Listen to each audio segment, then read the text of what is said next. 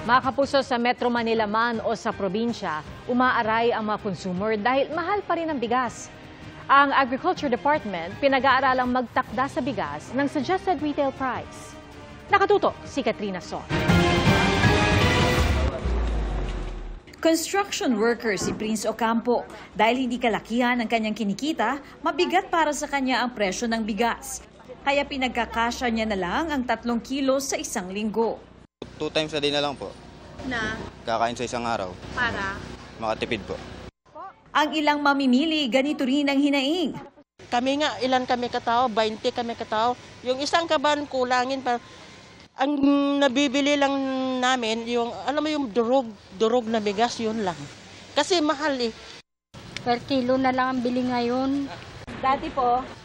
Dati 10-10 kilo, ngayon per kilo na lang.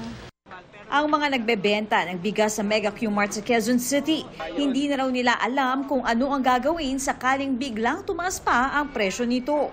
Malaking epekto kasi nga hindi sa ngayon nakalipas na yung bagong taon, hindi na ganoon siya kabili. Kasi sa ngayon medyo umaray na nga eh. Kung tataasan pa nila, hindi na natin malaman kung mapatuloy pa ba itong pagtinda ng bigas. Kaya nga sinabayan ko na lang ng mga produkto na pwede ibenta. Nasa 54 hanggang 60 pesos ang kada kilo ng bigas. Depende sa klase.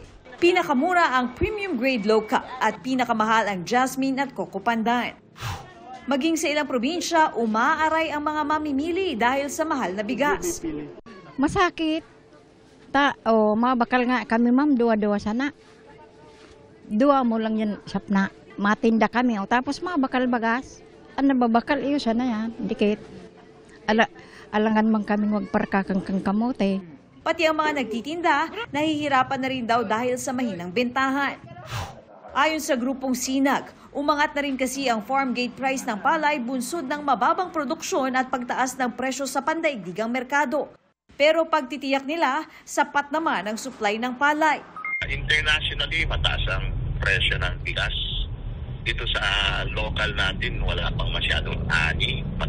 Tapos na yung main crop natin. Ngayon may inaani konti lang. So, agawan dun sa remaining stocks natin.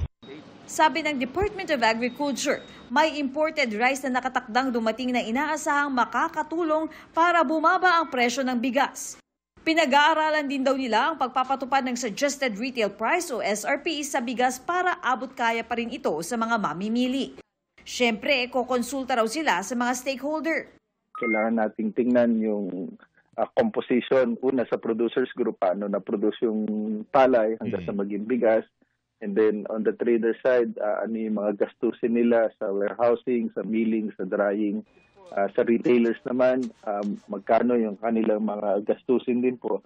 At may kumpara at sa ganung paraan ay makita po kung ano ang magiging range ng price. Para sa GMA Integrated News, Katrina Son, nakatutok 24 oras.